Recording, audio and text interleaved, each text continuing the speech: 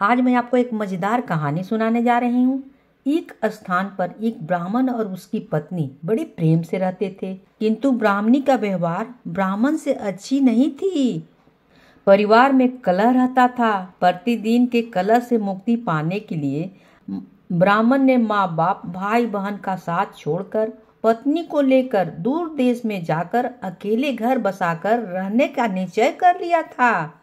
यात्रा लंबी थी। जंगल में पहुंचने पर ब्राह्मणी को बहुत प्यास लगी। ब्राह्मण पानी लेने गया। पानी दूर था, देर लग गई।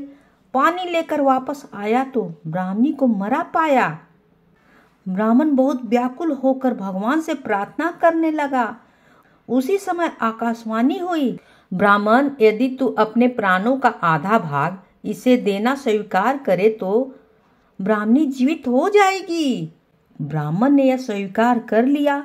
ब्राह्मणी फिर से जीवित हो गई। दोनों ने यात्रा शुरू कर दी। वहां से बहुत दूर एक नगर था।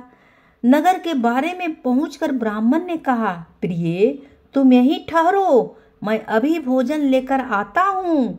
ब्राह्मण के जाने के बाद ब्राह्मणी अकेली रह गई। उसी समय एक लंगड़ा आया, किंतु बहुत सुंदर, जवान, हट्ठा कट्ठा चला जा रहा था। ब्राह्मणी उससे हंसकर बोली, वो भी हंसकर बोला। दोनों एक दूसरे को चाहने लगे। दोनों ने जीवन भर एक साथ रहने का प्रणय कर लिया। ब्राह्मण जब भोजन लेकर नगर से लौटा तो ब्राह्मणी ने कहा, यह लंगड़ा व्यक्ति भी भूखा है, इसे भी अपने हिस्से का खाना दे दो। जब वहां से आगे प्रस्थान करने लगे तो ब्राह्मणी ने ब्राह्मण से अनुरोध किया कि इस लंगड़े व्यक्ति को भी साथ ले लो, रास्ता अच्छा कट जाएगा।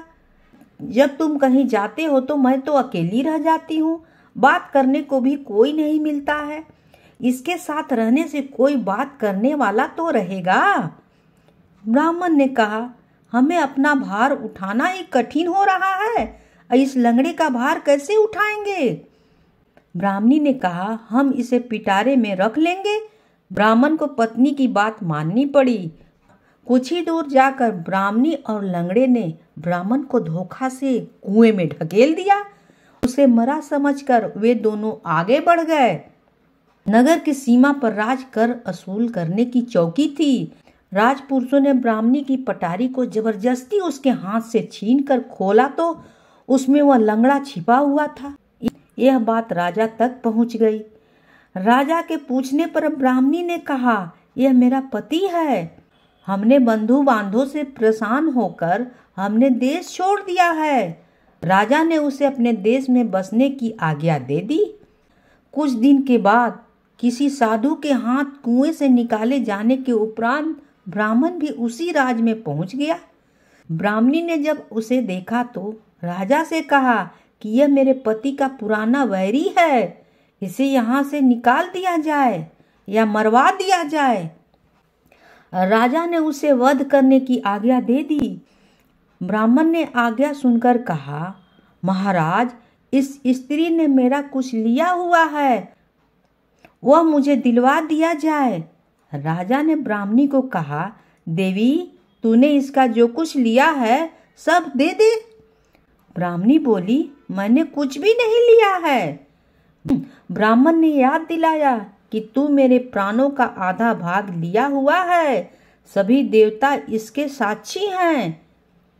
ब्राह्मणी ने देवताओं के भय से वह भाग वापस करने के लिए वचन दे दिया, किंतु वचन देने के साथ ही वह मर गई। ब्राह्मण ने राजा को सारा किस्सा सुना दिया। कहानी से सीख, हर व्यक्ति को अपने गलत कर्मों का फल भोगना ही पड़ता है, चाहे गरीब हो या अमीर हो, या छोटा हो या बड़ा हो। कहानी होती है समाप्त।